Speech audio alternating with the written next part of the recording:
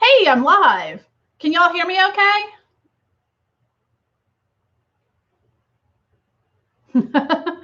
Yeah, this is my first live stream. So welcome to my kitchen. This is the sort of only organized part of my house. Hopefully you can hear me okay. I can't tell, but yeah, let me know if you can hear me. All right, if the sound's weird. I'm one of those people that also has like a million windows open at any given time. So I also talk loud too. But I have a million windows open. So if there's any like lag, let me know and I'll close one of the 4 million windows I have open. Because that's kind of how I roll. Because I have my laptop and a large monitor and stuff. Yeah, look at my stash, Anyways, so welcome to my first live stream. I'm just about to hit 300 subscribers. I think I'm at 298. So if you haven't subscribed and are watching now, please subscribe. Yeah. So I don't have anything super,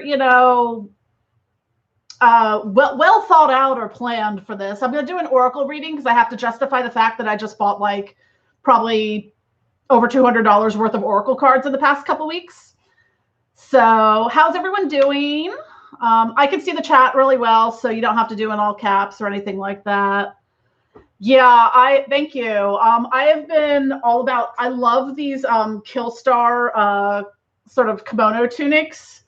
They're very comfy, although the sleeves, I'm often getting caught in stuff and knocking things over, so it's always fun. Yeah, I have a lot of supplies. And what you don't see is off to the left is all the boxes of supplies. Actually, you can see one down there. Actually, it's a box inside a box with bottles in it.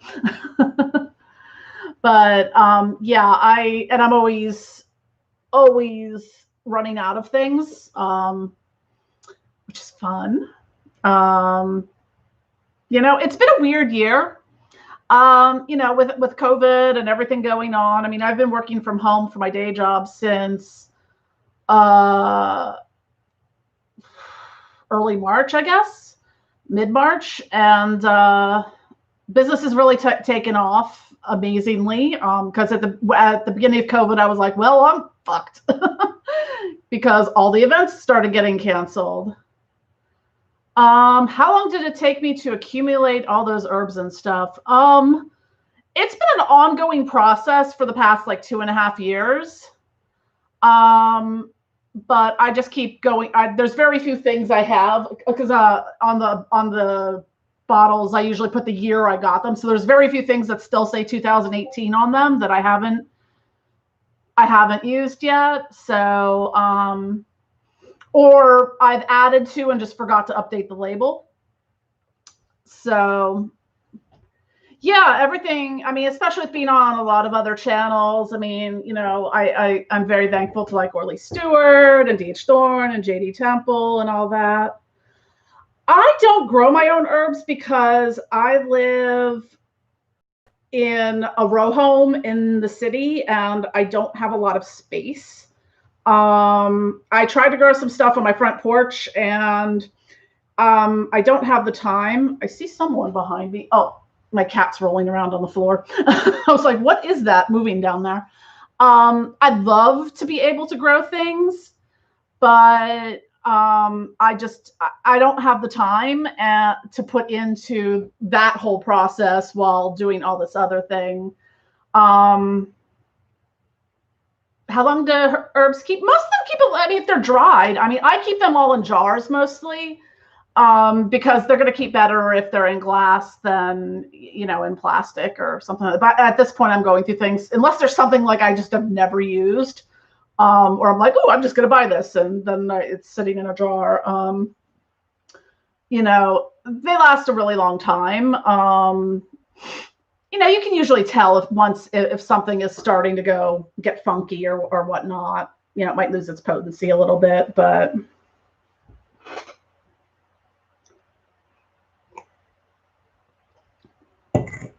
I really do wish I could grow stuff. I tried. I wanted to start my own poison garden this year, but alas, I do not have green thumbs.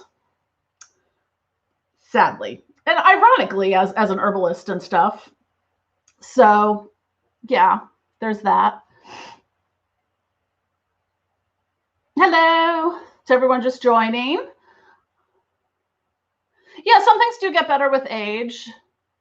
Yeah, I'm actually, that is one of the things Kelly asked, I'm working about wholesale options. I am actually working on the very tedious task of updating my,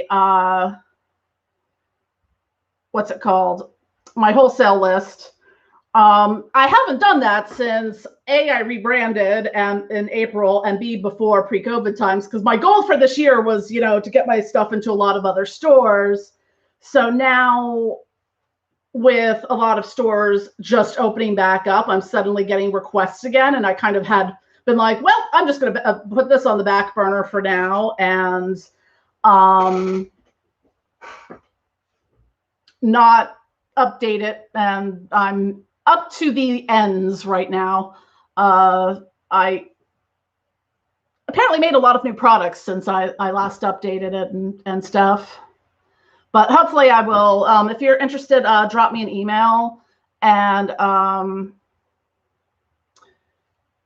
once I finish it, I will get it to you. Let's see. What have you accomplished with flying ointments? I feel like the flying ointment really enhanced my spiritual practice a lot faster than before using them. Because, I usually do some sort of like deep meditation or astral travel like every night. So that's something that it just enhances that. And they're also good with things, Leo, because of the herbs and stuff like that are in it and the phytochemicals and stuff. They're also good with like managing pain. And like, I know the fly agaric ones, anytime I do anything that has fly agaric in, I sleep so well. So, and as a chronic lifelong insomniac, that is a nice thing. Lux asks, can you recommend a good way to infuse bath water with herbs other than dumping them in the water? Yeah, I have the world's messiest bathtubs. One of the things you can do, you can get like a muslin tea bag or even those like organza sachet of bags, and you can put the herbs in those. I put them a lot of times in with bath salts and oils and things like that as well. So that would probably be my recommended way to do that. And that's also another method, like if you don't have a bathtub and want to use like a salt bath blend or herbal blend for like a spiritual bath, you can put it in like a muslin tea bag or like one of those organza bags and like put it on your shower head. And that's one way to experience that. So Jezebel asks, who is my current patron spirit? Well, I think Lilith is always going to be my matron spirit. It's I work with so many spirits differently, and I've been working with Azazel a lot lately, and occasionally Azazel and Belial often show up at the same time for me. I end up working with them.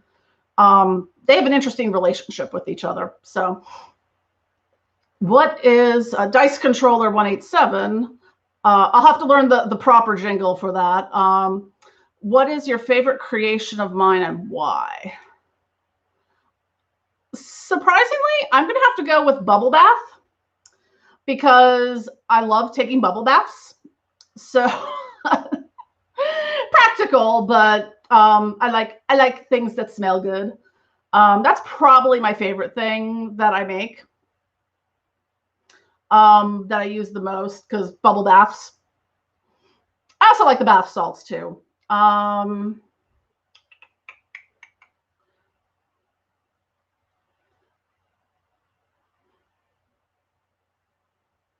did I learn to astral travel? I think it's one of those things for me that was sort of innate, like a talent. Like, 'cause I've always had very vivid dreams. and was able to lucid dream, but never really knew that that's exactly what I was doing. Because like something was happening in the dream, I would sort of be aware of it. And then I'd be like, okay, I'm going to change this scenario or outcome. Like, you know, if the murderers chase you down the hallway with a knife or something, I'm like, wait, okay, I'm going to change this scenario so I don't die or something. So I've had very vivid dreams since I was like, probably like, I remember dreams I had when I was about 4 years old. So I always had a very active dream world, and, you know, having been in the creative arts and stuff, I'm a very visual person. So that kind of feeds into that. And also, with doing things with video game, I used to be really involved with Second Life, which was a user generated content, like a virtual world platform. So I used to have stuff in there. So just kind of like having this vast visual framework to work with just makes sort of how I see the astral realm really, I don't know, it's hard to describe, because I know some people talk about, like, you know, things don't crystallize into a way that's really concrete, like this looks like this, not just a blob of sort of shapes and colors and things like that. So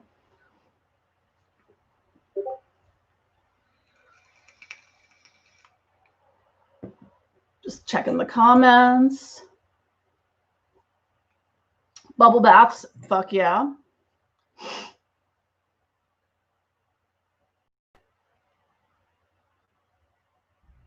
Yeah, you can do that too. Arachnos, you can brew herbs in a French press, so you get a good extraction. I mean, you can even boil them. Like, I make these herbal hair rinses, and, you know, I do, like, I think it's called a decoction, where you just kind of take the herbs and you kind of, you know, boil them down. So that will also give you that, and they smell good too. Some of them will turn different colors. Like if you put any hibiscus in it, it's going to be like bright red, like a hot, really deep crimson red. Yeah, Second Life, the learning curve for that was quite intense. Luckily at the time, my former husband was a computer programmer and stuff, so I never got into like the scripting things, but we were early adopters, so we really got heavily into it, let's just say. But, you know, I would build things. I actually, you know, funny synchronicity in life. I actually had a clothing brand called Deadly Nightshade. So I used to make avatar clothing and stuff. Have you ever dreamed up formulas? Yes. Occasionally with working with different spirits and stuff, like they've been like, okay, here's how you do this, or do this spell or something. So, God, depending on where I lean, I like ghost out white, because there's all this overhead lighting. I have most of it turned off, and it's still this bright. So yeah, sometimes things will come to me in dreams, or like I'm notorious for making like middle of the night random Facebook posts so I remember in the morning.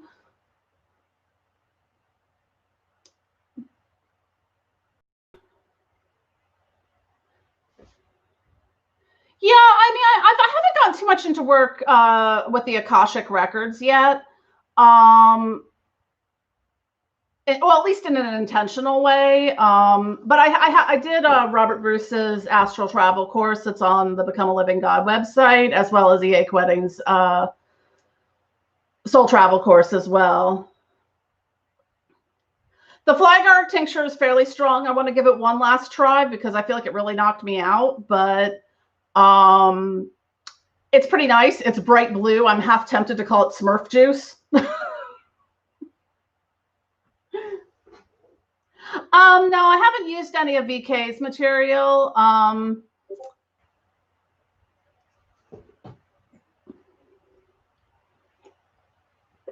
Yeah, the color of the thing is like the color of my hair. Because I put other stuff. I put some blue lotus in it and butterfly flowers, butterfly pea flowers. I forget, but they turn it very blue, and a little bit of vanilla bean, because I will admit I hate the taste of mushrooms, and I have had some other fly agaric tinctures, and the mushroom taste to it was a little too much. So I wanted something to kind of cover up the mushroom taste a little bit. So I added some other stuff to it. Freshly pressed Smurf juice. Yes. I think I'm going to go with the Alice in Wonderland theme for that. I did pick up a smoke blend that has some Amanita muscaria in it. I haven't tried it yet. It's from Amanita Dreamer. She's a really awesome YouTube channel. It's just all like fly agaric, Amanita muscaria stuff.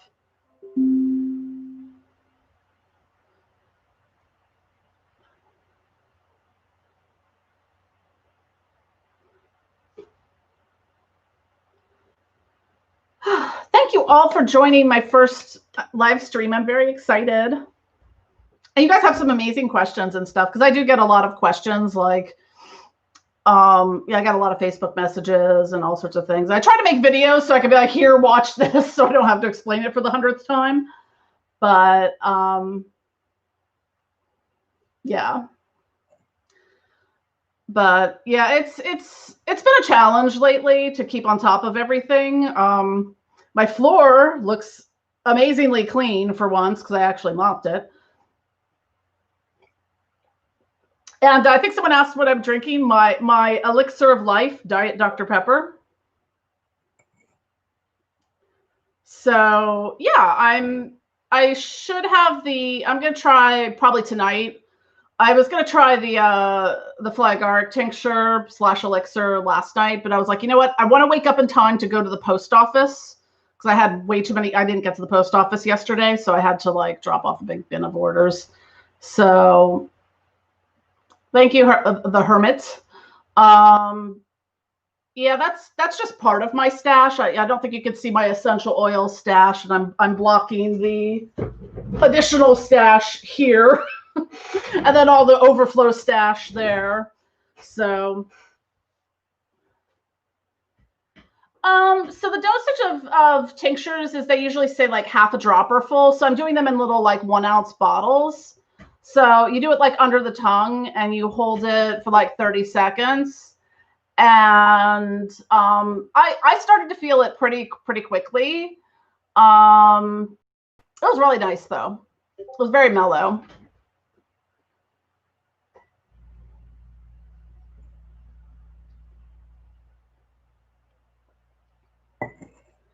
Kelly asks, what is the dream for the future of my business? I would like to do this. Yeah,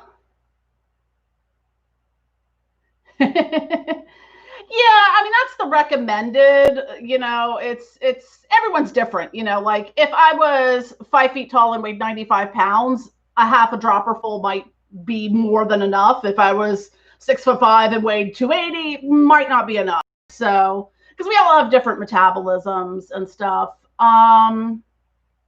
So to answer that question, what is the dream for the future of my business? I'm working on hiring a full-time employee to help me, because right now I literally do everything myself. So I'm often behind on things. Like I probably decanted the fly agaric tincture like a week ago already. It's just like I haven't had the time to, you know, put it into the individual bottles, make the labels, label it, get it online, and all that stuff. So like I'm always behind on things. So I just want to offload some of the stuff that kind of chews up a lot of time for me right now, so I can do more writing, more YouTube stuff. I'd like to start doing some classes and things like that, and workshops. I bet there's whole blood in that fridge. Sadly, there's not, but I need to get some. But we have a lot of halal butchers around, so it's pretty easy to get. like lamb's blood and stuff like that. So Lux asks, any thoughts on how to enhance absorption of flying ointments, hot shower bath before applying? Yeah, I mean, you could definitely do that. You know, because I mean, if your pores are more open, it's going to absorb.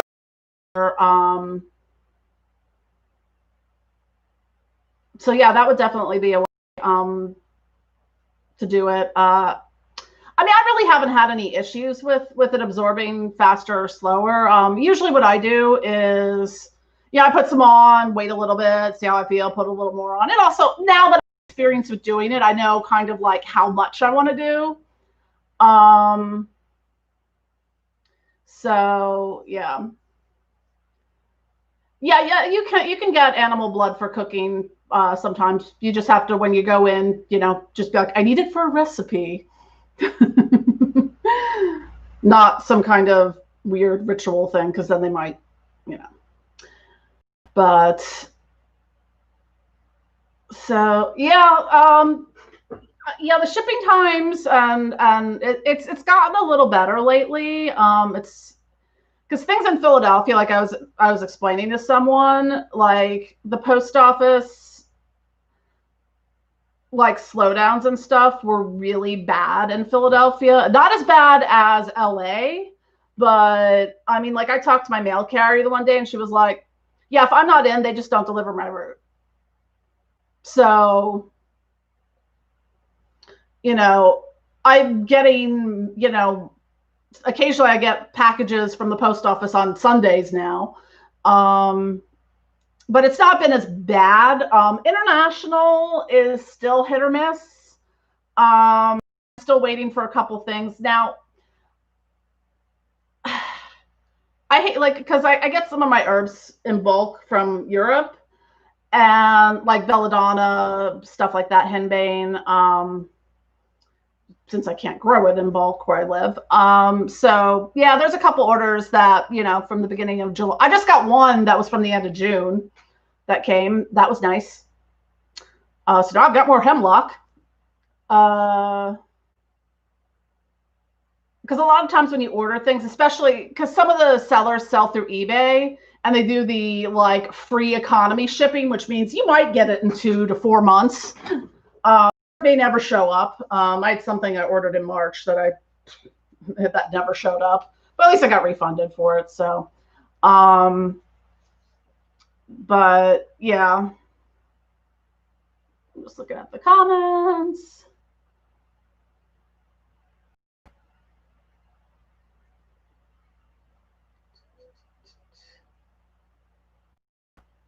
Yeah, it's next in-person sales event. Yeah, I'm not doing any like events until like, I think the next in-person event I have is like maybe going to be in March or April. Because everything else in Philly is either been canceled or is doing like a virtual event. I have one coming up next month. The Dark Sum Every Day is Halloween online one. There's another one I just got accepted to that's online, and I don't remember the name of it. I have to look at it. I'll put that on my calendar.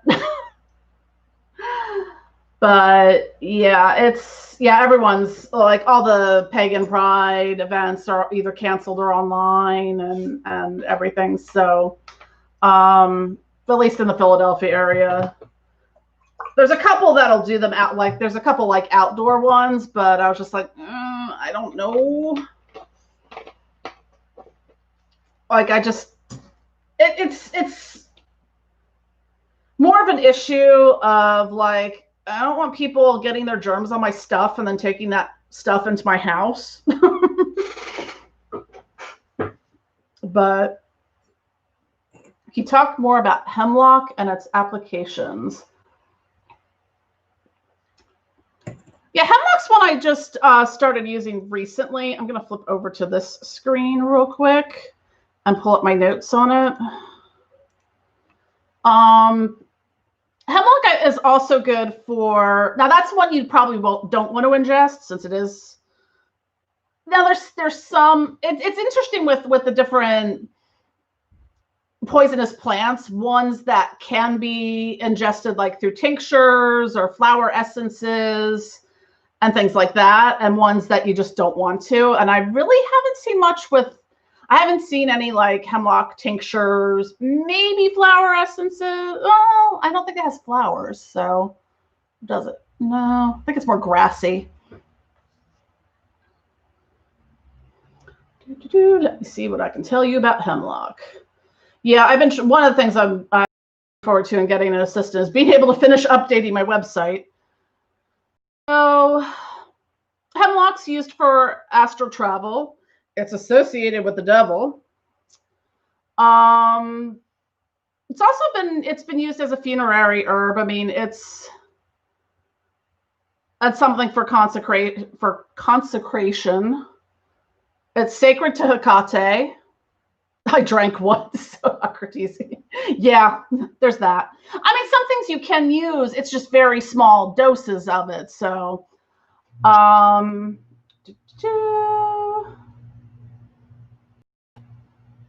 just looking at all my notes that I have.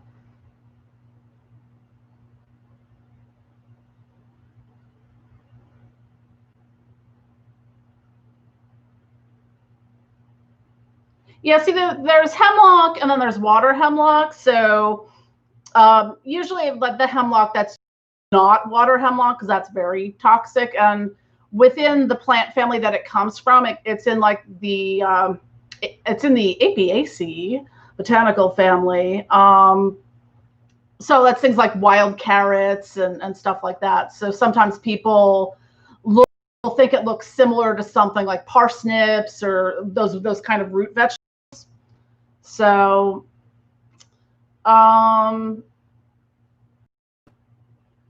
yeah, where a lot of hemlock poisonings nowadays happen is that it does look like a lot of other plant species in the Apiaceae family. So, let's look at that. So Dice Controller asked, what was easier, the astral or soul travel course? I liked the soul travel course more. I like Robert Bruce, don't get me wrong. It was just a lot of talking. But I still have to finish reading the book that came with it, Astral Dynamics. But I think it's just, for me, it was something that came a little more naturally. So, hemlock. Do you have any smoking blends or plans for? I do have smoking blends designed. I've had them designed for months. I just need to actually make them. I'm in this cycle of like, okay, I've got like a couple minutes. I can make something new. Yay! And then I'm just in this cycle of like, crap, I'm out of this, crap, I'm out of that, crap, I'm out of this. And now that a lot of stores are reopening, like I just had to do a big restock last week on soaps and bath salts at one of the locations. And I have one to drop off next week, which I'm still doing some stuff for. That's more ritual oils, some of the flying ointments, and spellfires, I think. But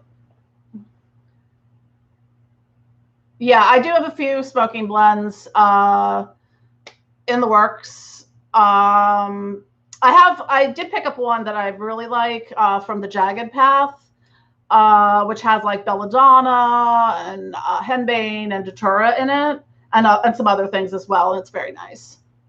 And I'm not dead yet, so. Yeah, the vaping essential oils, I don't, yeah, that doesn't sound like a good idea. Like, I'm a certified aromatherapist, and people do some dumbass shit with essential oils. You know, I've like if you go back, to some of my blog posts and stuff, like I just spend an inordinate amount of time being like, no, please don't do that. Moon, I see you back there. What are you up to? There's Moon Kitty walking in the background. Yes, girl? Yeah. Yeah, come up here. Oh, is that so?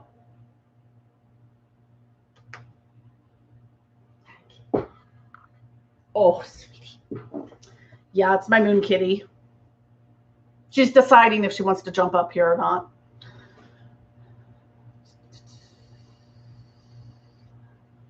Yeah, I really like Bobby from Jagged Path. She's awesome. She makes amazing things. I've tried a lot of her different things over, because I don't make flower essences because you use like the live botanical material for that. So I've tried some of her, I think I've tried some of her flower essences.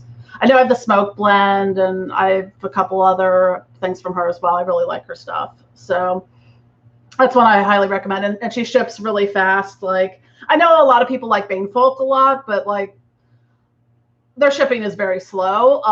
I think just because of the demand and stuff. And they're also in Canada as well. So do you think you could ever create binaural beats to induce theta gamma sync? I am not a musician, but I am a big fan of binaural beats and any kind of guided meditation. Like there's so many great like astral travel music and things like that. Yeah, give them a minute or two, because they'll be like jumping up here, and yeah, my cats are, yeah.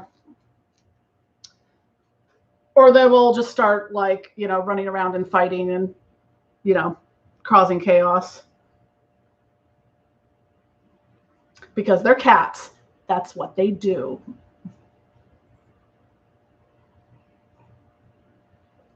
Yeah, with the theta gamma sync, it's one of those things where it's hard for me to describe how to do it. It just kind of happens. And sometimes it doesn't happen. Like it's just sort of like you kind of drop that. It's with astral travel and soul travel and all that stuff, and doing all that work in the astral realm, it's like, I'm ADHD, so there's times where I'm just like, my brain just won't stop. So yeah, I usually I have so many playlists for my like astral travel things, especially like I've been broken down into like, working with different, like, yeah, I've got my Lucifer playlist and my Lilith playlist and all that. Satan and Sons has a lot of, if you really like the demonic end chants, like I know not everyone's into them. I personally like them because that gives me that kind of gets my head into like the right space, that sort of repetition, because they'll do like usually they're anywhere between like 15 and 20 minutes, or else they do like a full hour of them. So that helps me get my brain into like that space a little bit. I'm trying to think of what other ones I like Satan and Sons a lot. There's like one-off things that from different channels, like even like DH Thorne's Lucifer binaural beats and stuff. I think he has chakra based ones as well. Those are great. Yeah, I like the end ones, and Satan and Sons also has a lot of really great guided meditations, and they keep adding. They did like 3 recent ones for working with Azazel that I find are really good, and they have a nice one for Lucifer, Lilith, Satan. There's a couple other ones, but I love their channel. I probably listen, like every night I listen to them. Yeah, they're really great. Yeah, some of Behemoth X's stuff is really good, like the mantras and stuff he does. I know he has like some for like Belial and Azazel, Astaroth. There's a couple like I haven't worked with yet, like Zozo or Pazuzu. but usually stuff like that. So I usually what I do is I start to create a playlist, and then I do a I do like a search, like a YouTube search. I'm like Lilith enchanting, Lilith mantra, Lilith chant, Lilith song, you know, Lilith meditation, until I find, you know, all that I'm looking for. And some of them, there's not as much content out there. It's, and then you have to wade through all the stuff that is either video game related or death metal. So you can find most Abaddon related things are either video games or death metal.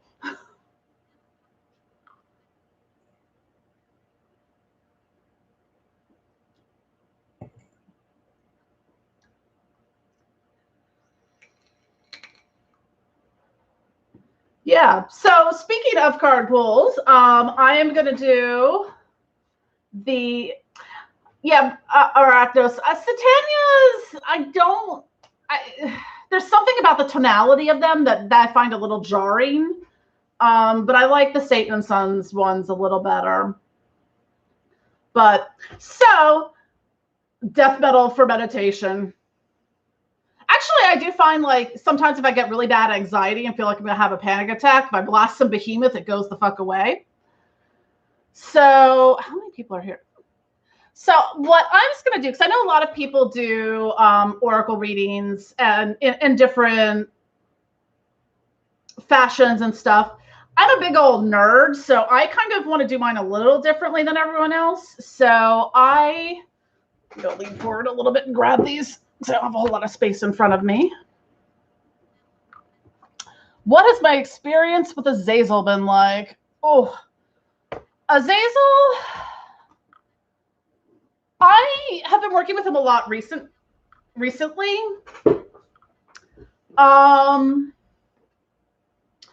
a good question. I like working with him and Belial together because they have almost this kind of sibling rivalry, you know, sort of things. So, I don't know.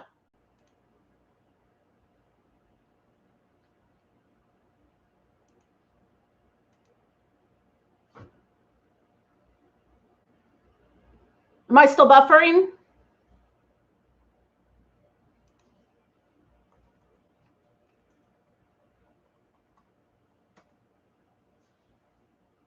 Okay, cool. I moved some cords and stuff down the 4 million other windows. Yeah, I mean, you know, I think with a lot of the demons and spirits and entities you work with, they're going to show you, they're going to appear to you how based on your visual framework and experiential knowledge. Like I know Belial for me, and I know Elric has the same thing as like he's kind of like the smoking man from was it X-Files? Or like I always called him the film noir because, you know, he had sort of the fedora, smoking a cigarette and a suit. Or, you know, occasionally he'll show up wearing a horse head mask and a tie-dye t-shirt because he can. So yeah, so let's get started on the Oracle because I have to justify my existence for buying so goddamn many Oracle decks over the past couple weeks. So what I'm going to do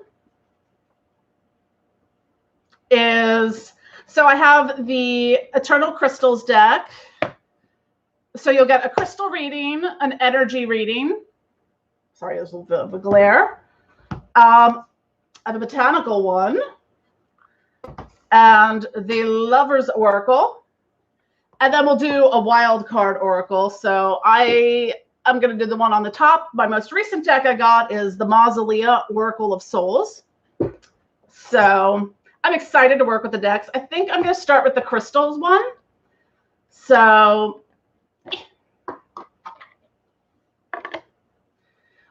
what'll be interesting is you'll get a little bit of education. So if you're interested in working with a particular crystal or a particular thing, you will, so with my readings and stuff, you know, it can apply to your life, but it also can be something that you can explore a little further.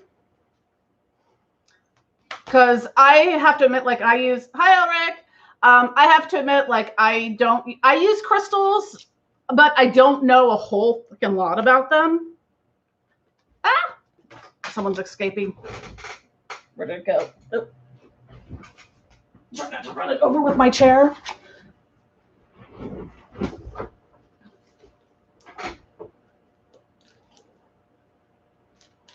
All right. So I'm just going to do one. I'm not going to do multiple piles like JD does. So I'm just going to do one. So the crystal for this week is going to be one that I cannot even think. Chiastolite? I've never heard of this one, but on the card it says root chakra and past loved ones, like as in passed away, not past. So I'm interested to learn about this one. I've never heard of this crystal before. So chiastolite has appeared to let you know how loved and protected you are by your past loved ones. They are always with you, constantly looking after you and your family. They wish for you to clear any feelings of sadness and or guilt. It's time for you now to move forward and know that everything is going to be okay. They are trying to communicate with you to let you know that you are okay. They are okay. They're very happy. They're sending you signs to confirm that they are still around you. In order to recognize and receive these signs, you just have to open your heart and mind to them. They can be in different forms. You might receive physical sensations like tingling in your hair or feeling someone being near you. There's no one physically, even though there's no one physically there. You might notice nature-based signs such as birds, butterflies, dragonflies, which come up unusually close to you. Or you might find electrical devices in your home or office acting up, switching themselves on or off randomly. Take note of these signs. They are not mere coincidence. Open yourself up to the possibility that your connection to your past loved ones remains intact in a different form, and their love for you is eternal. Well, isn't that lovely? And that is chiastolite. It's a pretty crystal. So that was something new. Let's see. I'm just looking at the chat while I pull up the next one. So now we're going to do the energy oracle.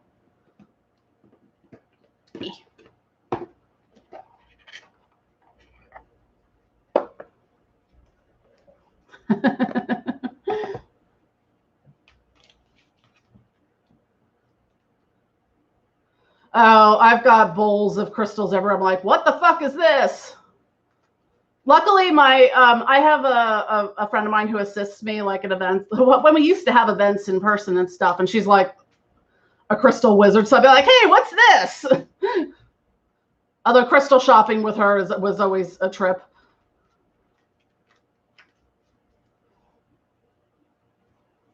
All right. So we're going to do the energy oracle card now. Just pull the card. There we go. Whoop. Okay, what do we have? The sixth chakra, Archangel Metatron. So this is an interesting deck because it's kind of all over the place. And at least this one gives you numbers. Some decks are really weird with it sort of like, okay, where in the deck is, or where in the little book thing is this? So this particular card is clarity of thought and personal vision. This very powerful Archangel Metatron brings brilliant vibrations to your brow chakra or third eye, which is the center devoted to insight and clear thought. It indicates a much greater clarity in your thought process and expanded perspective towards broader horizons. Some new perceptions are taking hold and the clouds of confusion are clearing. In some ways, this could be a new beginning, for you're on your way to developing a deeper insight about what's going on in your life and why. Now is the time to focus on your personal vision. What do you want your life to look like in the years ahead? Create a crystal picture of that and support it with your daily thoughts. The insight you need to create the vibrant life is available to you now. your energy reading. Boop. Move these over here. I have a couple new decks coming. I think I got the Dark Mirror Oracle and a Dark Goddesses Oracle coming on Monday. So this is the relationship, or I think it's the lovers deck. This one's actually pretty easy because it gives you the what it's about on the back of the card. And they're heart-shaped.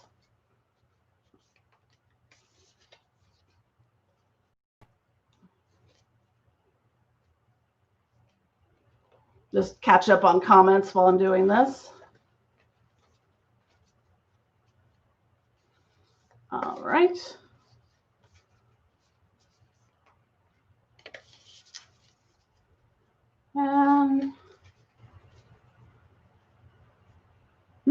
Interesting. So this is the card, and it is healing. Imagine yourself and or your beloved surrounded by light. Feel your relationship being healed this very moment. Fuck you, card. Sorry, that was my personal relationship response to that fuck you card. Because my ex is currently won't talk to me. Anyways. So at least that one's a quick one. There's no book that comes with it. So, and the cards are heart-shaped. It's one of my more girlier things. So coming down home stretch, we're going to do the Hedge Witches Botanical Oracle. I also think there might be a tarot based on this as well. So yeah, it's seeming like there's, the theme for this reading is a lot with like opening your third eye, being aware of, looking at starting with, sort of your ancestral spirits and things like that, and healing. Yeah, I'm not wild about angelic stuff, Elric, but, it is what it is. So, our botanical card of the day is Borage, and that is representative of courage. And let's read about borage. Borage isn't one I use a whole lot in a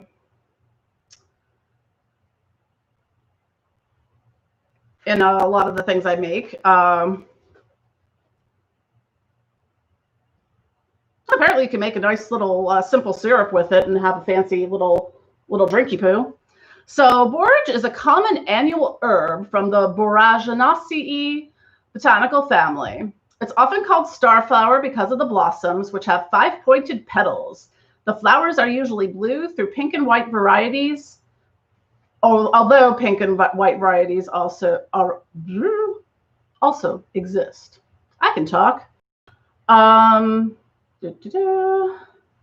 So borage has a long culinary and medicinal history and is used as an oiled seed, fresh vegetable, dried herb, and garnish. Borage leaf has a pleasantly cucumber-like taste and is used in salads, soups, and pickles. However, borage leaves contain alkaloids that are believed to damage the liver, so do your research before consuming them. The sweet flower, which is edible and delicious, is most often used as a garnish for desserts and cocktails, and it was the original garnish of the Pimm's Cup cocktail. Do I even English? Nah, maybe. Sometimes. Now you made me lose my place, Elric. So borage simple syrup is easy to make and a wonderful addition to cocktails, soda water, and juices. And I'm going to plug a friend of mine's book that's coming out in October. Amy Blackthorne, Botanical Brews, is coming out in October, and she does a lot of stuff with like obviously like botanical beverages and tinctures and stuff like that. Yeah, Pimm's Cup, the Hermit. So blah, blah, blah. Let's see. So courage is the oracle property that corresponds most strongly to the borage plant. It's legendary for its spirit-lifting and courage-inducing properties.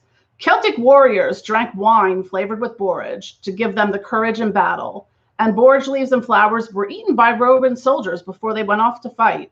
Medieval knights wore scarves embroidered with borage flower patterns for the same reason. For a courage charm, tuck a borage blossom in your pocket before any stressful situation, or drink a tea or glass of wine flavored with borage leaves. Drinking borage tea is said to increase psychic powers and relieve symptoms of depression. Many of the most noted herbalists throughout history have considered it a very effective antidepressant for the feeling of elation it induces. Place the fresh blossoms on your altar to bring luck and power to your spells. Sprinkle crushed dried leaves around the workplace for inspiration and business expansion. Because of its connection with Jupiter, it is also associated with the Hierophant in the tarot deck. And now I'm thirsty because I talk a lot. Blah, blah, blah. I think I have some borage. It's just not one I use, but now that I'm curious about it, because I didn't really know it had sort of like a little bit of the entheogenic things. I'll grab a sip. The only thing I ever get from wine is like sleepy. Sleepy. And lastly, we have the Mausolea Oracle of Souls deck. This deck is actually pretty cool. I just got this one.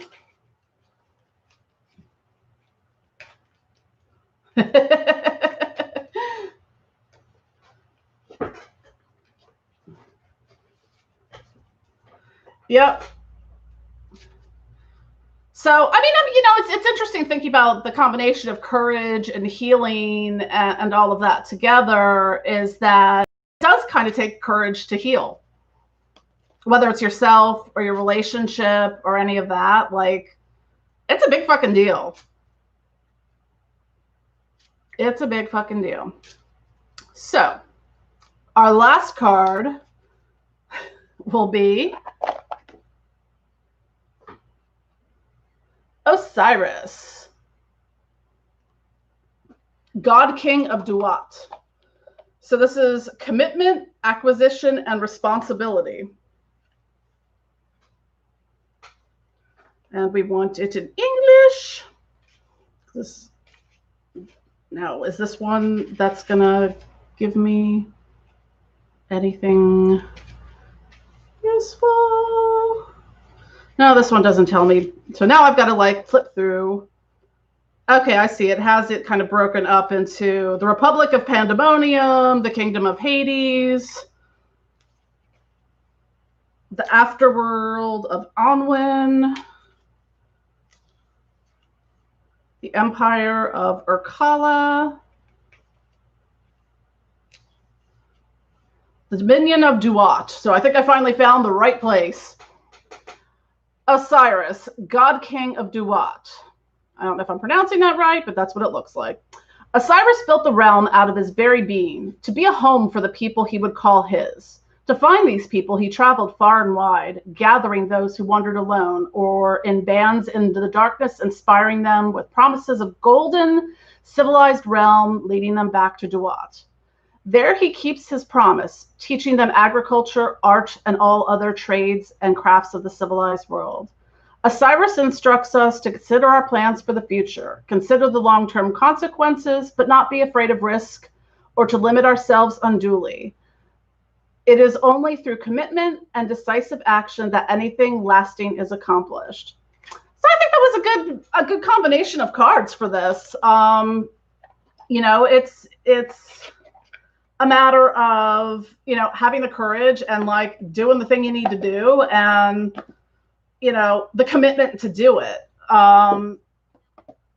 Even in my own processes of healing and things like that, it's just like sometimes you're like, okay, am I just gonna lay in bed all day and be sad about this, or am I gonna get the fuck up, take a shower, and do my thing and live and heal and be committed to doing better and getting better? So anyways, and also I'm Ukrainian, so I know people are talking about being Russian. I've got like the whole Eastern European swath, but like really no Russian, just like Ukrainian. which is different than Russia.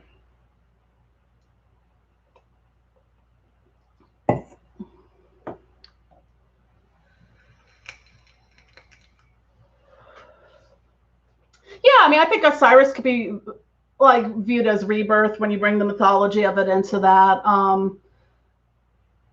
You know, it's. I mean, I feel like that's sort of like the world we're living in now. Is this sort of, you know. Shut up, Elric. Be quiet, Russian province number 2.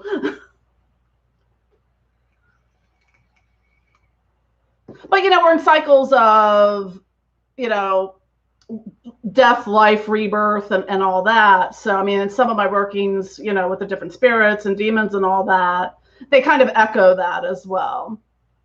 So, talk dirty to you.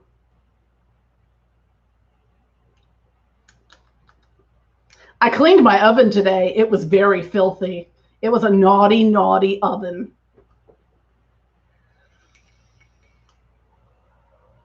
I scoured it down. Actually, I think I did that last night. I don't know. It's just a big, gigantic blur anymore. But, so yeah, I think I'm going to probably try to do weekly-ish oracle readings, and I have another stack of decks behind me. I have the Spellcasting Oracle deck, the El Qui Oracle deck, the Liminal Spirits, and I think I can also do a little bit with the Occult Tarot and the Daemon Tarot.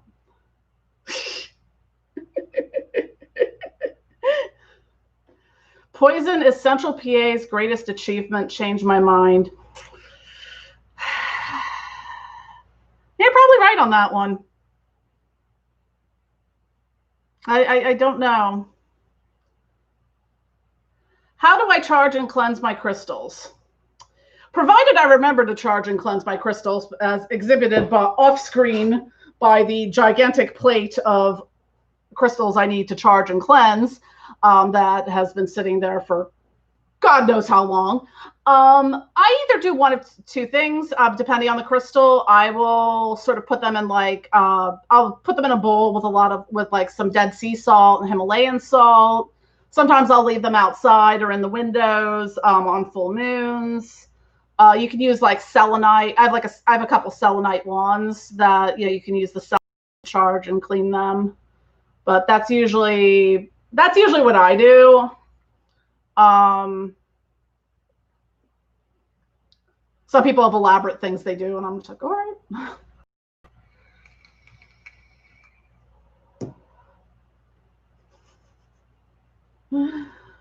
Oh, goodness.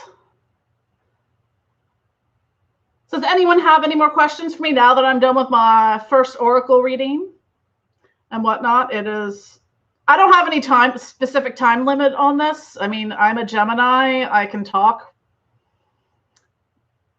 infinitely, or at least until I pass out. Because I often say, if I'm not talking, I'm probably thinking about talking. It's true.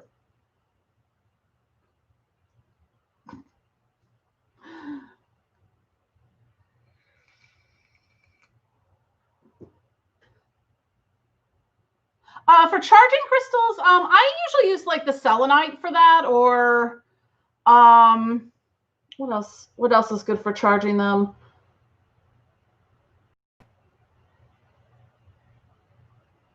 It's probably been a little while since I've had time to do that. So, thanks, Lux. I'll probably have to look into like the charging thing. I know sometimes I feel like the clear quartz is good for that.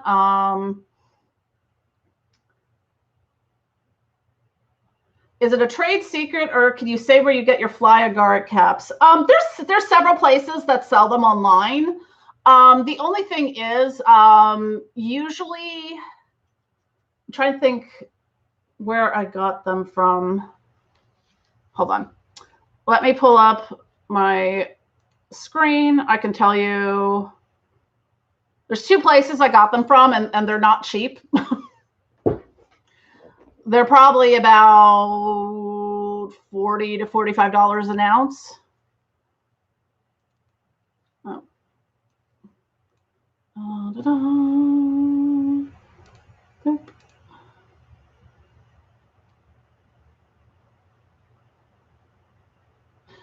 Yeah, I just got an Oregon pyramid thing recently. I'm just looking at. I have to pull up my database with all my materials in it to tell you where I got them from. Because there's two places I've ordered them from. Shaman's Garden and Soma Supplies. Usually, I think because for legal reasons, the payments for them, like I usually, Shaman's Garden, I usually have to pay them through the Zelle app, which is sort of linked through your bank. Soma Supplies, I forget how I did that, but yeah, it was something with like Google Pay or something like that. But yeah, but those are the two places I've gotten them from.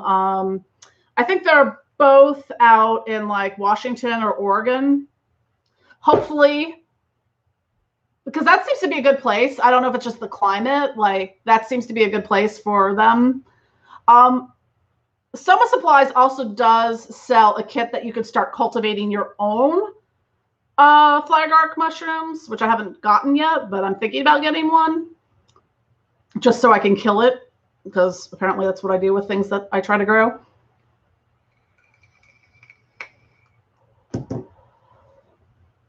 Yeah, some people have done like charging with like music or certain like sound waves or things like that as well.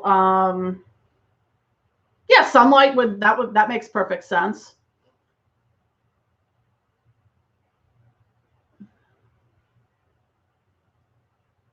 Yeah, I'm just learning about Oregon too and stuff like that.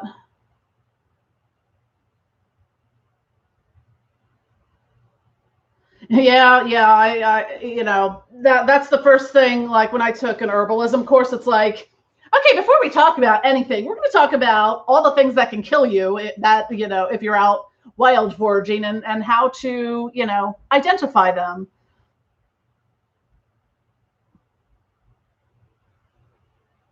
Yeah.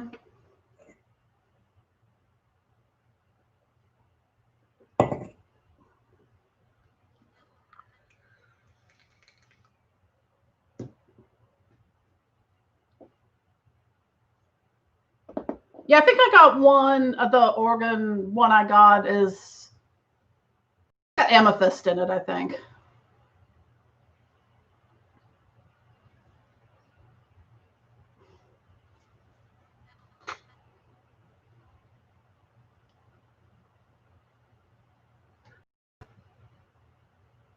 Explain the steel wool and actual cotton balls, Eddie.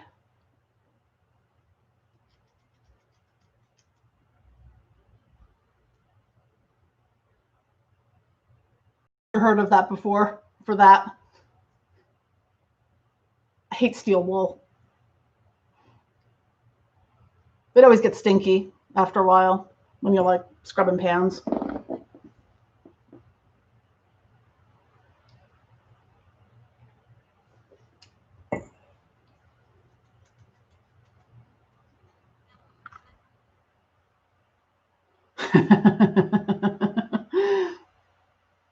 Gotcha. Yeah, crystals is probably one area where I'm not super well versed. I mean, I know certain things. Or there's certain ones that I'm attracted to. Like I love smoky quartz, and I like most of the black stones are good for protection and stuff like that. So like your obsidian, tourmaline, things like that. Actually, I picked up and spent way too much money on this at this like shishi boutique occult store, or metaphysical store, I should say, not really occult. But I got this really awesome, this thing is huge. It's a pyrite heart. So you can see like by the size of my hand, like how big this thing is. I keep it in my money bowl.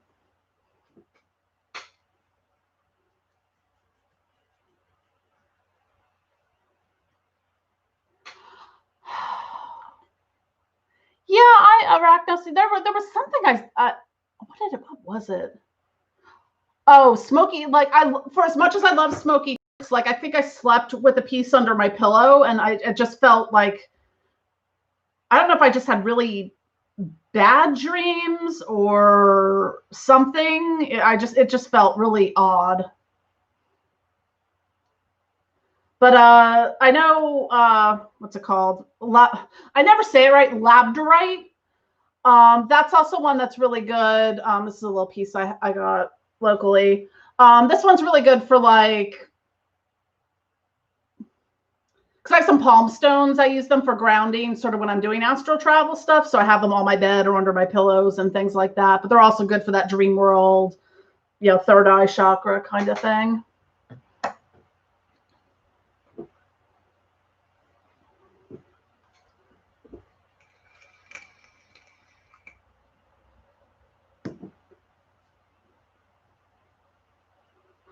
Labradorite. Yeah, I always want to call it like Labradoodlerite.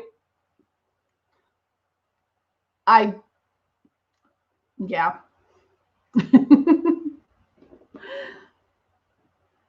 Labradorite.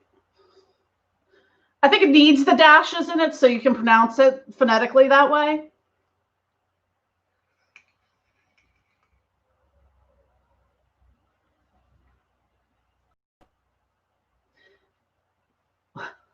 Labradoodlerite, yeah. Hi, Mooney. What's up, girl? Mooney Moons. You won?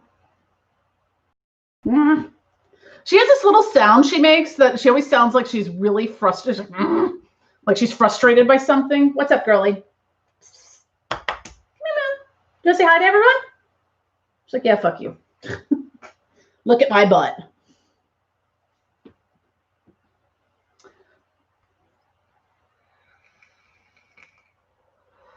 No, I've never used gallium. It sounds cool though.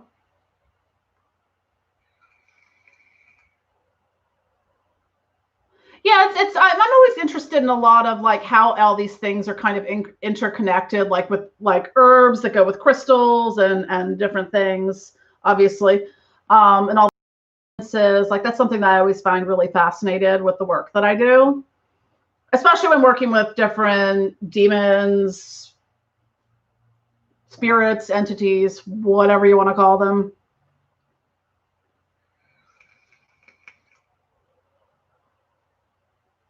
Or sometimes things just kind of call to you in a way. Like I'll always joke, I'm like, I'm a smoky quartz hoe, because as soon as I see smoky quartz, I'm like, I must have this. Except for the one time I had to pass up some smoky quartz because there's this really cool, it's been there for years, sort of metaphysical bookstore, but they had this like, I mean, it was like a coffee table size, like this big of smoky quartz. I was like, I can't afford this. I'm like, just tell me how much this is. I don't know. I think it was like $3,000 or something like that. I was like, well, when I win the lottery, I'll come back and get that.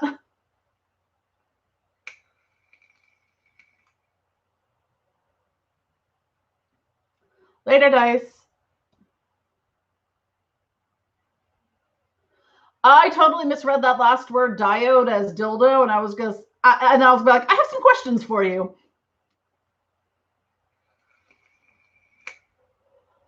And speaking of crystal dildos, rocks and minerals also have things like arsenic in them and heavy metals and things like that. So nothing stuff you want to be sticking in various orifices. I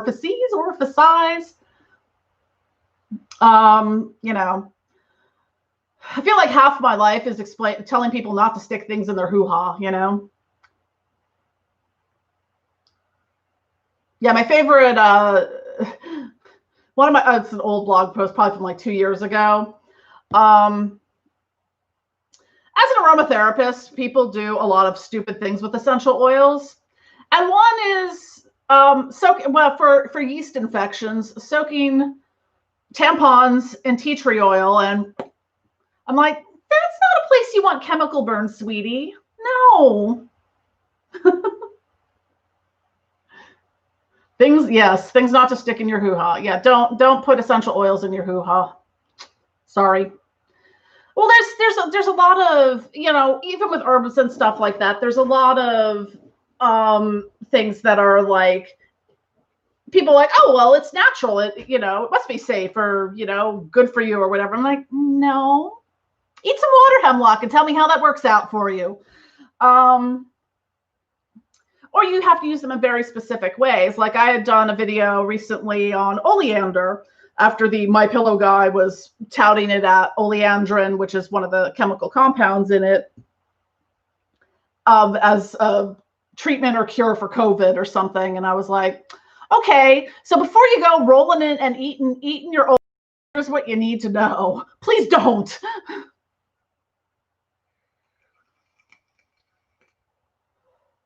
Yeah. But yeah. It's like with working with there's a lot of respect that has to come with, especially when you're working with toxic herbs and things like that. It's knowing, like, is this going to kill me? Because not all of the, sort of kingdom of poison plants, not all of them are used in things like flying ointments or stuff like that. Like you're probably not going to find a foxglove tincture because of the cardiac glycosides that are in it. Because foxglove, digitalis purpura, I think purpura, one of the things that is useful is the chemical that they pull out of it and turn into a cardiac medication called digoxin. So if you have a cardiac condition, the digoxin's great for regulating your heartbeat. But if you don't have a cardiac condition, those cardiac glycosides are going to kill you the fuck out of you. So the only things I've seen with like foxglove are flower essences. And what those are, because a lot of poison path places sell flower essences. They're probably the safest way to use poison plants, but I don't really find them to be all that, I don't know, engaging or experiential. So, but the process for that is you take, like, say, you take your foxglove fresh flowers, you put them in a bowl of water and, sit it in the sun for 4 hours, and that makes your mother essence. So you then take like 3 of that mother essence and add it to like a grain alcohol base. And that's pretty much what a flower essence is. So I have some that I bought, like I have a foxglove and an aconite one that I bought just because I was like, this sounds interesting. But, it's knowing that not all things can be consumed or used topically in the same way. Done anything with tobacco? I haven't done anything with tobacco leaves per se, but I do have tobacco absolute, which is like an essential oil version of that's extracted through, it's a solvent extraction through the tobacco leaves. So I have used that in some of the things. I haven't worked with like raw tobacco per se, other than, maybe, using a cigar smoke or something in a ritual. No, aconite is an atropine. Atropine comes from like belladonna. Aconite is probably one of the most toxic of the poison plants, which is why it isn't really used very often. Because you'll read like articles, if you Google up aconite, you'll see like, gardener brushes past, aconite and dies because it's so like it's even just touching it or inhaling the fumes from it can kill you. So it's very, very difficult to work with. It can be, I just don't feel like I'm at the comfort level. And the only thing I could make with it would probably be a flower essence. But one of the interesting things, aconite, I think the chemical is aconitine, is when it's mixed with the atropine from belladonna, it kind of cancels it cancels it out. Or I just learned this recently. If it's exposed to an alkaloid, I'd have to pull it up, environment, it also neutralizes the toxicity of that and turns it into like aconine, which is not as toxic as the I think it's aconitine. But you know, I'm taking an interesting class. It's called, hold on, let me find my mouse and get to that screen. It's called The Witching Herbs and Their Uses. It's by Harold Roth. He's the author of The Witching Herbs, which is a really good book. And yeah, atropine is like, if you've ever had your eyes dilated at the eye doctor, you've had atropine. It's like a lot of that, like scopolamine. Some of those are used in like surgical anesthesia.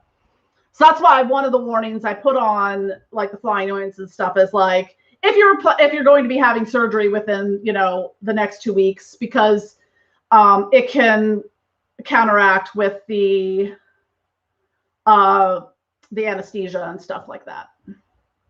So yeah, I agree. Unseelie Diabolus. Yeah, if I'm going to use a poison plant, I feel the effects of it. And that's kind of how I feel with the flower essences. It's just,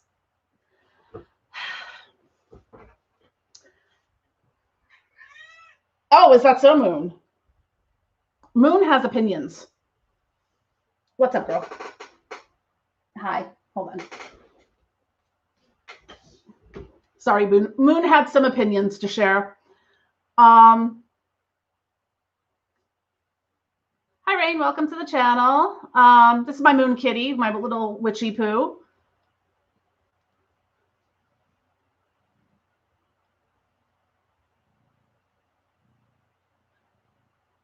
In a way, like, I mean, you really get to understand, like, there's a whole area of like plant spirit communication.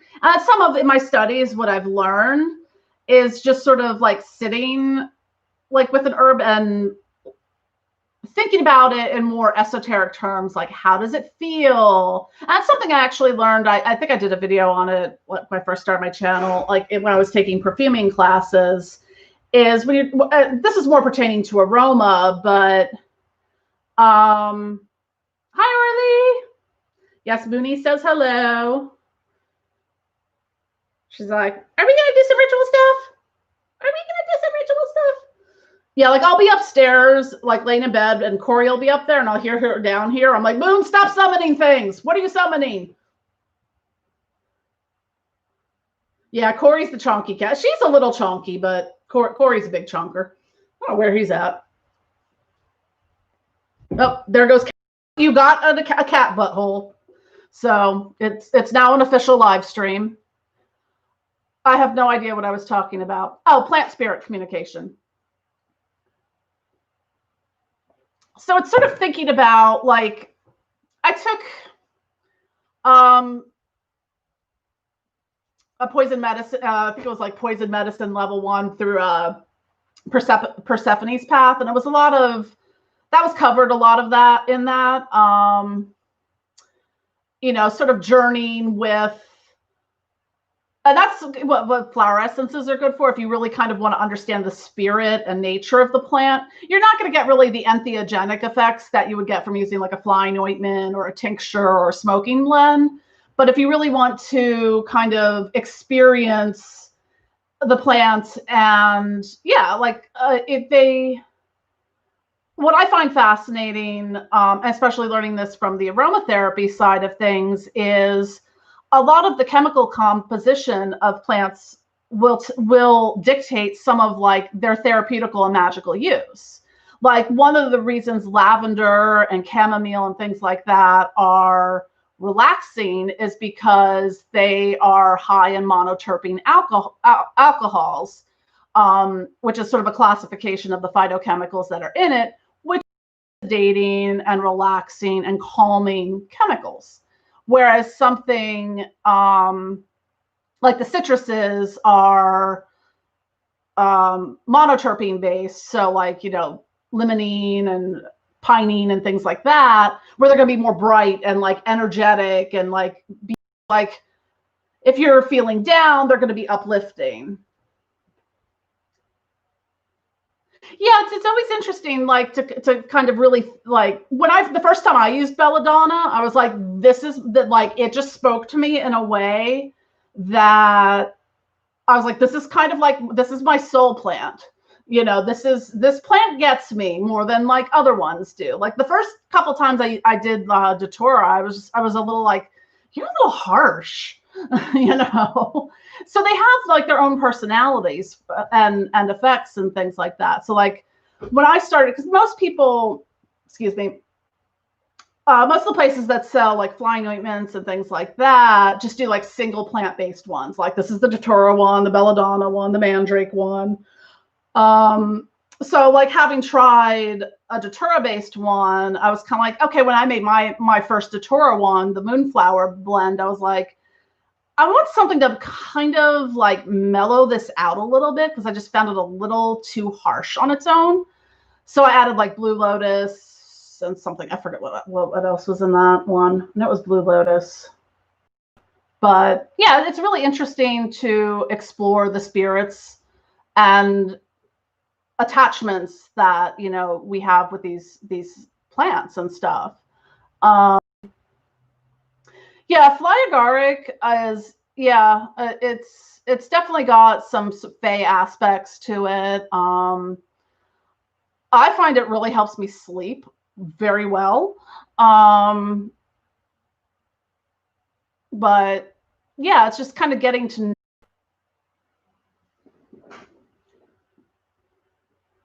Am I still buffering?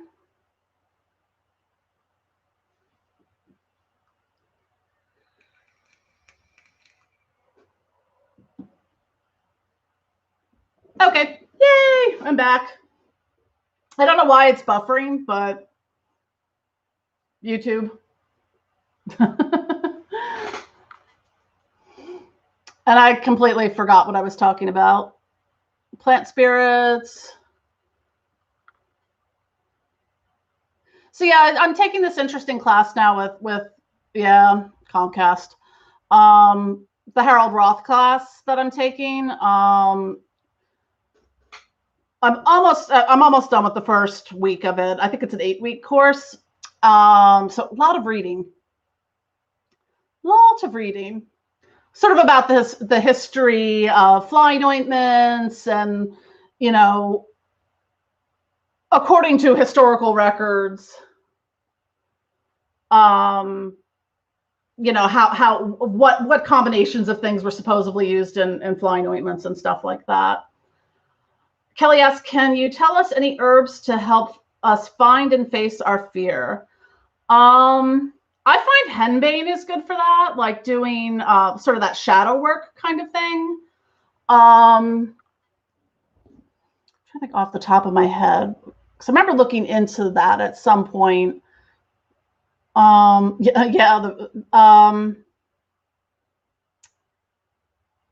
ursi, probably, ghost pipes. Yeah, I like the hedge witch ointment in Sealy. That's probably been my most popular one.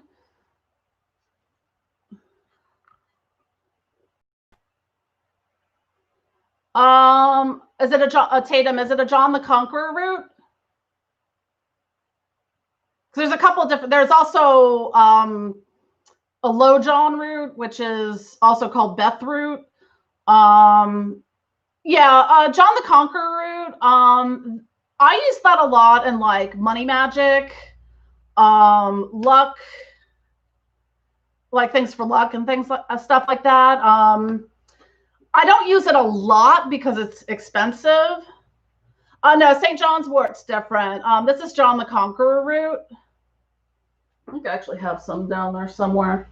But yeah, that's typically used in like money magic, like money drawing luck. I think I use it maybe in like a crown of success kind of thing. St. John's wort would be more That's used a lot for like mood stuff, more on the therapeutic and medicinal side of things.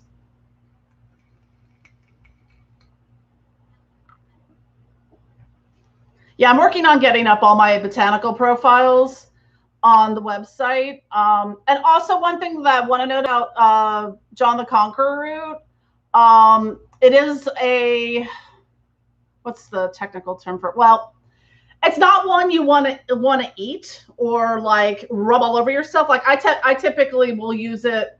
I've used a little bit in like ritual oils and stuff, or like I think I have one in my money bowl or something like that. But apparently, if you consume John the Conqueror root, it will give you the shits.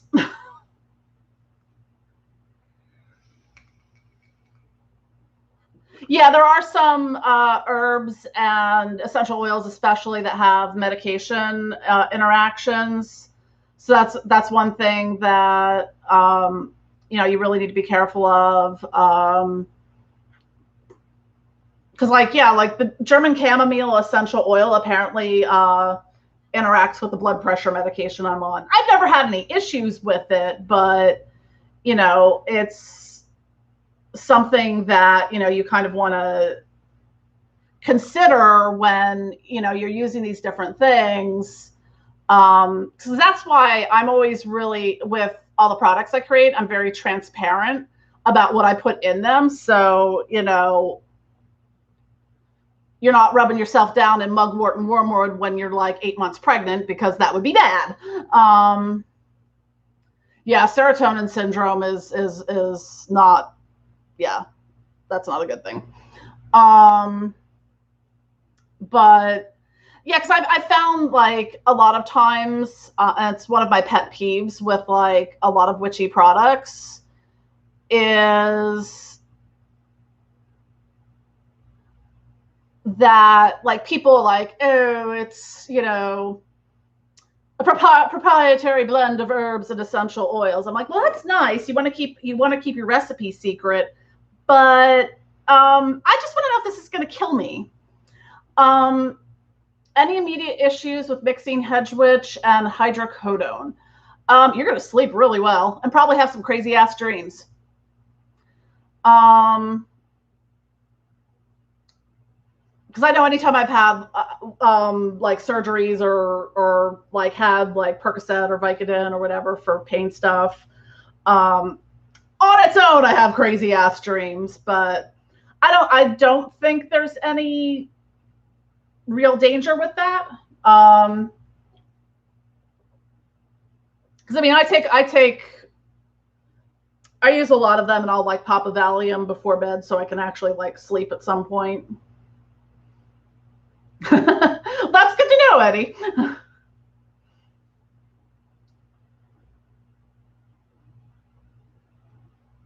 Yeah, yarrow is good for that, Tatum. Like if you get bruises or any kind of cuts, it's very healing.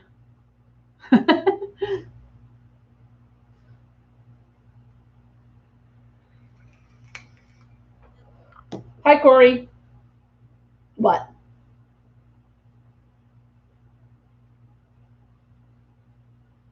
Yes.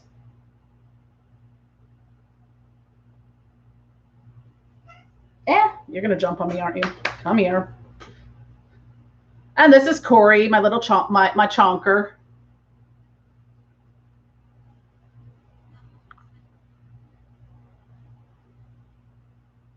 I think Corey must have heard me talking to Moon before. He's one of those cats, as soon as I talk to another cat, he's like, hey, I'm a cat too. You should pay attention to me. He gets all jealous. Oh, sweetie. Yes. He's a sweetheart and also a total dick bag because he's a cat. Yes, you are. Yes, you are. Oh. Look at that fish. Any common mistakes to avoid when using your products? I like with the flying ointments, I would say know your limits. Like, I've had times where I've maybe done a little too much of the flying ointments, and the worst thing that's happened is the next day I've been a little groggy and had like a dry fever. And what a dry fever is, it's not like, you know, a fever you get when you have the flu or sick or something like that. It's just like you're just uncomfortably hot for a couple hours and then it goes away. I just, yeah, because I mean, I always put like the product safety thing. So when you're looking at the products on the pages, and you can always refer to them as well, because I'm like a safety nerd when it comes to things. So I always have that information on there. So I would say if you ever have any questions, you can always message me or look at the product page on my website. So I always have that information and I update it. Yes, he is a big chunky cat. Oh, yes, you are. Are you gonna bite me? He's like, you're petting me. I'm gonna bite you. You stop petting me. I'm also gonna bite you. Ow. Yeah, I mean, it all depends. Like, I mean, I use flying ointments obviously quite a lot, so I'll take like a day off every now and then. Or sometimes I have to test something before I put it out. So yeah, like I think I have, yeah. Yeah, I just made a batch of my Lucifer one, which is one of my favorite ones. Corey, can I put you down for a minute? No. But yeah, I usually, with the little scoop thing that I put with it, I usually put that and I'll just kind of rub it on my arms, you know, and I'll do that a couple times. Yeah, like some things like with the Artemisia or no, the nightshade ones, it says like, you know, if you have ragweed allergies, you might have issues with them. I'm allergic as fuck to ragweed and I've never had any issues with it, but everyone's different. And it also depends on how you metabolize things as well. Yeah, MAOIs are nothing to fuck around with. I mean, there are so many. Well, that's also with ayahuasca why there's so many like things you have to do to prepare for it. Because even food-wise, Corey, you're shedding all over the place. Even food-wise, like you can have like aged soft cheeses and things like that. Oh, cutie patootie. You've got me all fuzzy now. Yes, I am all fuzzy.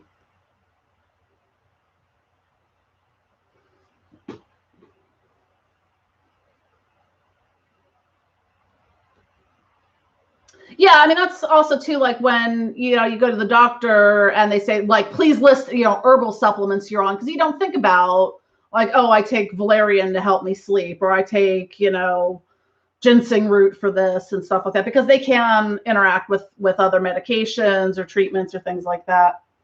This cat has the most active tail in the world.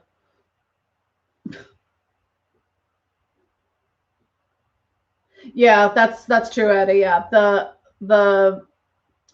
think it's the Syrian roux that they mix it with that has the MAOI inhibit. It's mono aminase or monoamino oxidase inhibitor. There is actually a class of old antidepressants that are MAOIs that some people, you know, had to take for depression and stuff. But yeah, there's a lot of ridiculous, a lot of food restrictions and medication restrictions and all that. So that's why before ayahuasca, you have to, you know, do like a vegetarian diet, monoamino oxidase inhibitor. Yeah. All right, Corey. I love you. I love you, buddy. Hi. Oh, yes, yes. Oh, sweets. Oh, yes. Hi, buddy. Yes.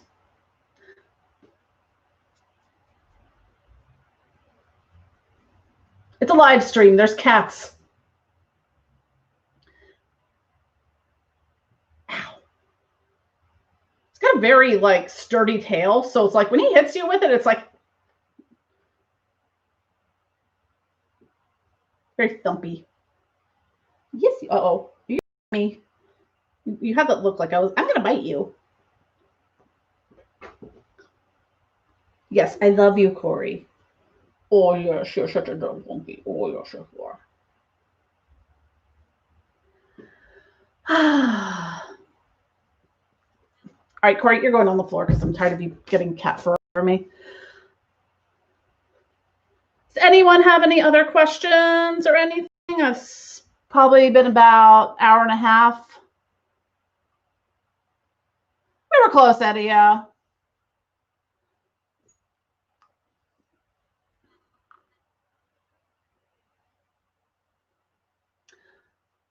I was just going to use my flying ointment instead of the mouse as the mouse.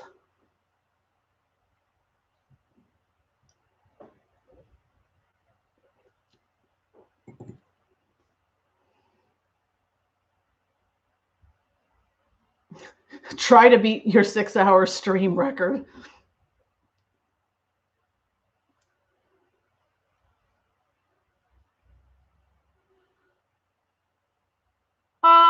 So learning about aromatherapy, herbs, and herbalism, what would you suggest for beginner books?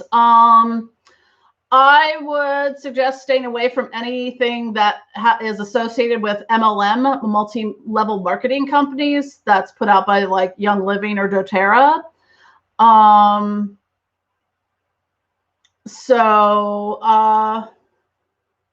As far as aromatherapy goes, I mean, I took a lot of courses in aromatherapy. There's some great, and there's some like free introductory courses you can do, or, you know, if you're really interested in doing certification kind of stuff. It's a very vast area. I tend to look at it more like aromatherapy. It's good to start kind of on the same with herbalism, like understanding, you know, the basics of, you know, how the essential oils work, what they're good for. Same thing with herbs and safety standards and things like that. Yeah, I did most of my stuff through the New York Institute of Aromatics of Aromatic Studies in New York. They have an online platform and stuff. Aromanosis has some amazing classes too. They have a really good one that I need to finish up on. It's actually it's interesting because it's an aromatherapy course, but it's all about the Jungian alchemical stages of doing like shadow work. So that's a pretty cool course. I'm trying to think off the top of my head. The Chestnut Academy, Herbal Academy, I think they just rebranded. The Chestnut Herbal Academy, they're in South Carolina. They do a lot of like herbalism classes and things like that. Yeah, it's the challenge is finding reliable sources for herbs. Like I do a mix of research from books and online, and then I'm like, you know, kind of cross-referencing to make sure that, you know, it's not all bullshit.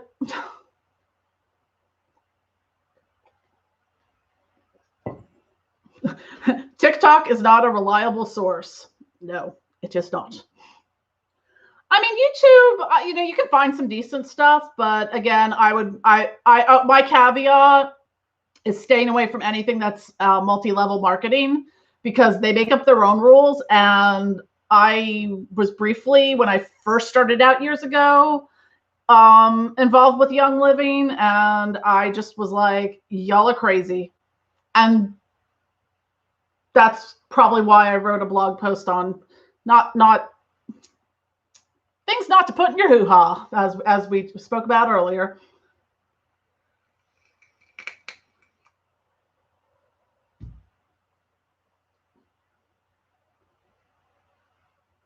Yeah, MLMs are.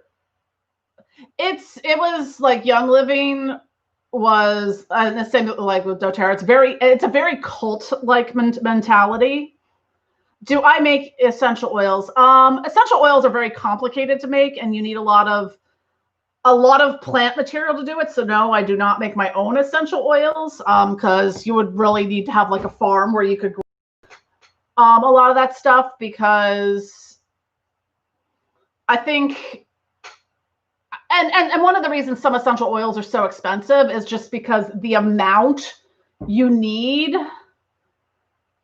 I think it's something with rose essential oil. Like it's like you need 36 dozen rose petals to get 1 drop of like essential oil out of them, or something like that. It's very, so that you need like a steam distillation unit for that, or some of them are done by like solvent extraction. So that is a whole other area of the production that I, not really interested in that part of it. I live in a city, so I wouldn't have any place to, I could grow lavender all season and be like, look, I have half a little bottle of lavender essential oil. Because one of the things I always point out with like essential oils is they're so concentrated and potent, is that like 1 drop of peppermint essential oil would be the equivalent of 26 cups of peppermint tea. So that's what brand of essential oils? I use several because there's much to my annoyance, there's no one place that sells all of them. But I use Eden's Garden a lot. I also have to buy things in larger sizes. So like I have to get things like a minimum of 1 ounce or larger. So yeah, I mean, some of the cheaper brands that you can get like Now or Acacia, stuff that you can get at like Whole Foods. Sometimes, and they usually will say it, like if you're getting like a rose oil and it's $20, it's usually like 10% rose oil and then cut with like fractionated coconut oil. Good one, Elric, or jojoba oil, but they usually will say that on there. And there's some plant materials that don't produce essential oils, so you have to use synthetic. Like if you want a strawberry scented thing, you have to get a synthetic strawberry fragrance oil. Other places that I use, I like Eden's Botanicals. Plant Therapy is really good too. Let's see, what else do I use? I'm like looking at my. Those are probably the top 3 that I use the most.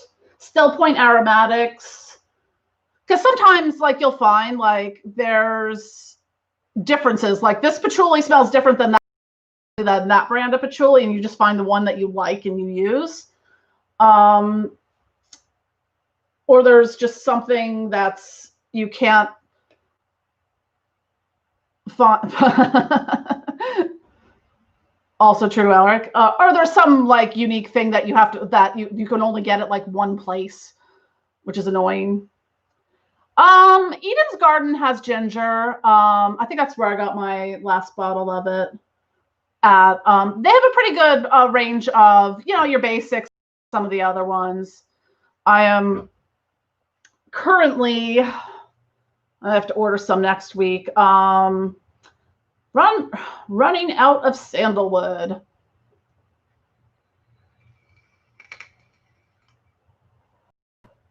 Sandalwood essential oil is very expensive.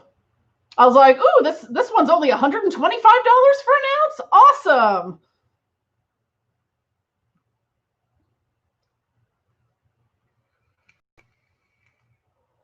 I think she means ginger essential oil, Ulrich.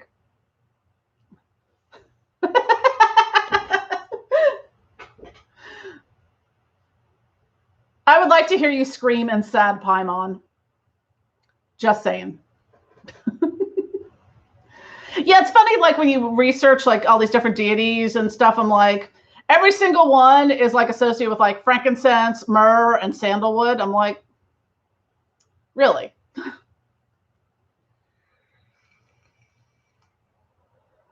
Yeah, sandalwood is ridiculously expensive. And like sandalwood does not have a very strong aroma to it. So, but I mean, when you blend it with something else, it's fine. But so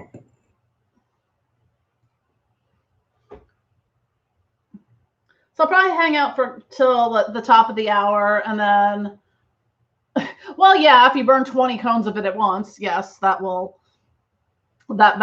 change it. I would stay on to about the top of the hour because I'm gonna have to pee, which is how I end every single, like if I do a Facebook Live, I'm like, well, I gotta go now, gotta pee.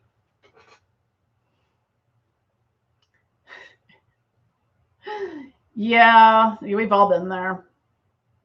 And there's some things like I love the smell, like if you get amber resin, but that shit will burst into flames, and I've had that happen a few times. It's like, what do I smell? Oh shit! You look down at your burner, it's like, whew.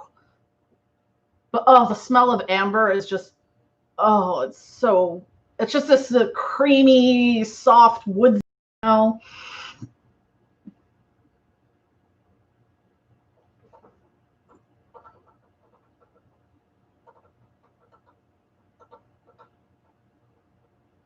Sorry, there was just something floating. Like, I don't know if it was like a random piece of hair that floated in front of the camera. That was weird. Or the ghosts.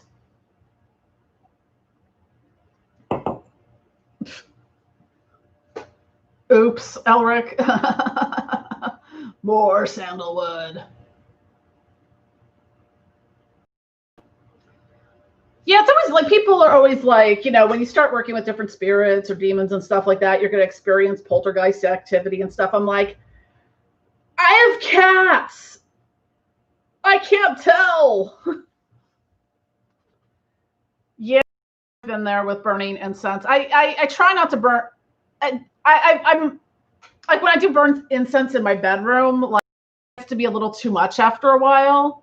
And I learned like when I used to do outdoor events, like a lot of times I'd burn incense, and then by the end of the event, after sitting like in front of incense smoke for like 6 hours, I would be like, ah,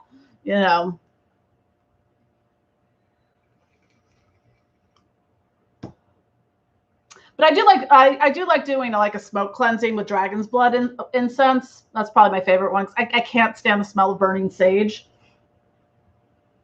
It's one of those weird things. Like I just don't like the smell.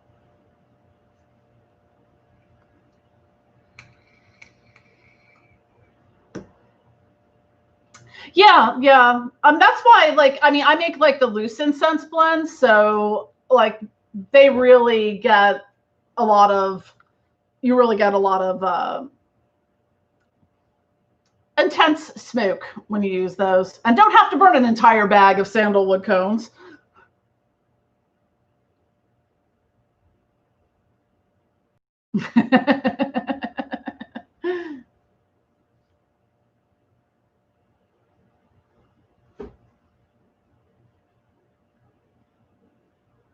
Yeah, speaking of which, I have to make some incense tomorrow.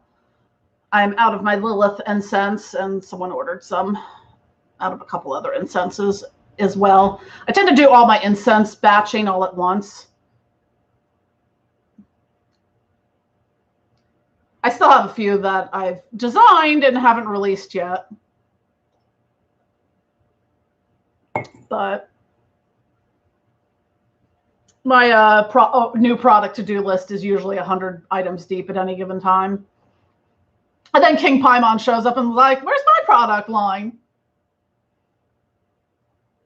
What does dragon's blood smell like?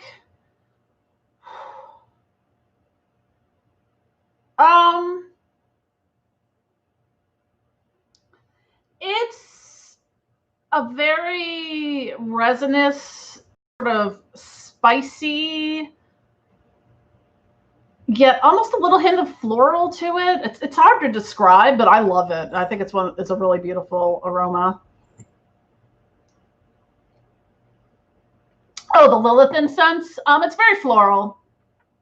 it's got like, it smells a lot like jasmine, peonies. I think what else is in it? I think some poppy flowers and stuff like that. Orchid. So it's a very sort of soft, kind of powdery floral.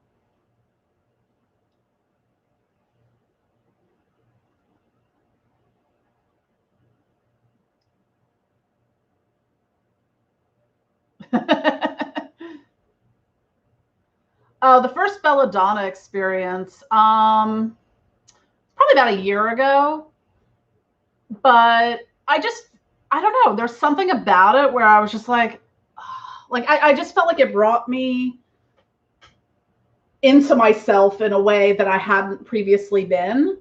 Like I just connected with the spirit of belladonna that connected me with my own spirit. And like one of the things I love to do, like not only using flying ointments, not only for like astral travel, but like sometimes I'll put some on and stuff and I'll just start writing. And I love, like I could just like 4 hours just writing random shit. So I think that was probably one of my first experiences with belladonna, was like just writing and just like really experiencing it. One of the things, it's like you don't really get a lot of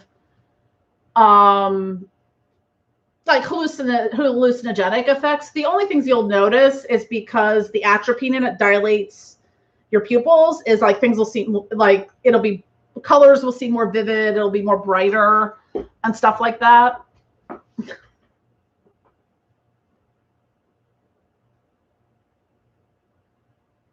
Yeah, that dragon's blood and also copal is used a lot.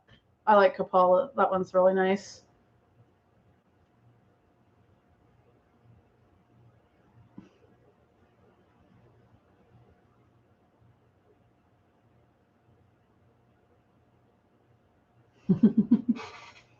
But yeah. I should probably wrap up because Lord only knows I've been seeing notifications going up on my phone for the past 2 hours. Lord only knows. But yeah, it's and I've got, you want a reverse version of Doom. I'm not sure what you mean by that.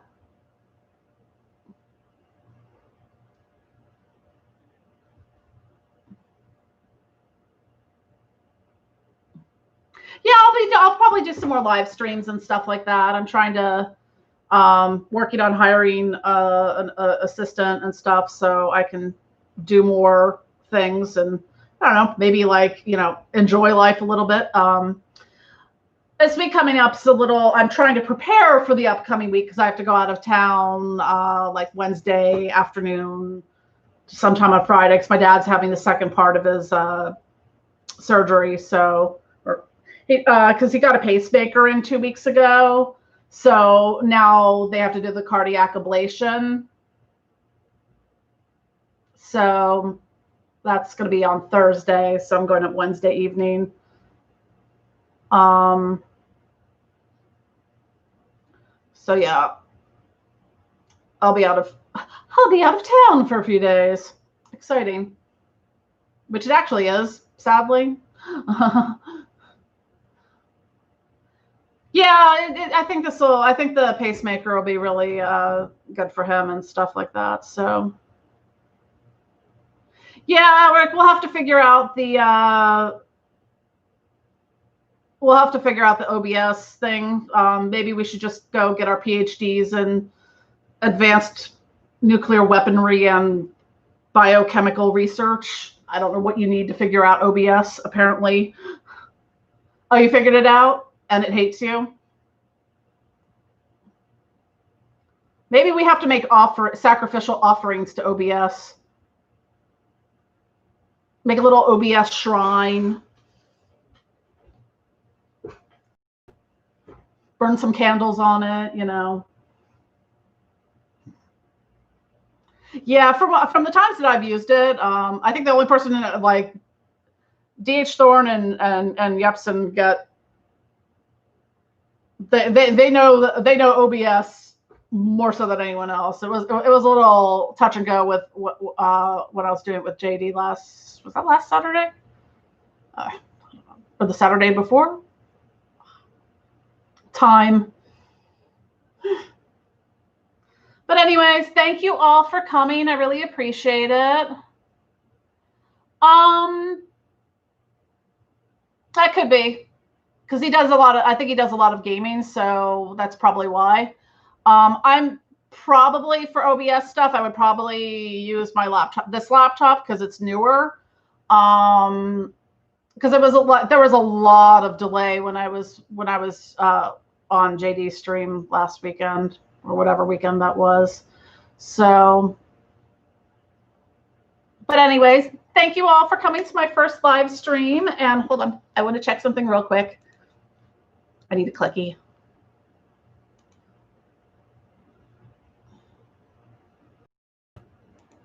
And we're almost at 300 subscribers, so yay. Hopefully we'll hit that 300 mark soon, probably within the next few days. And thank you all.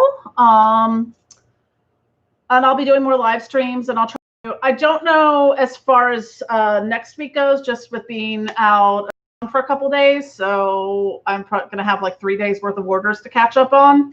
So I'll try to do something maybe over the weekend or early the following week.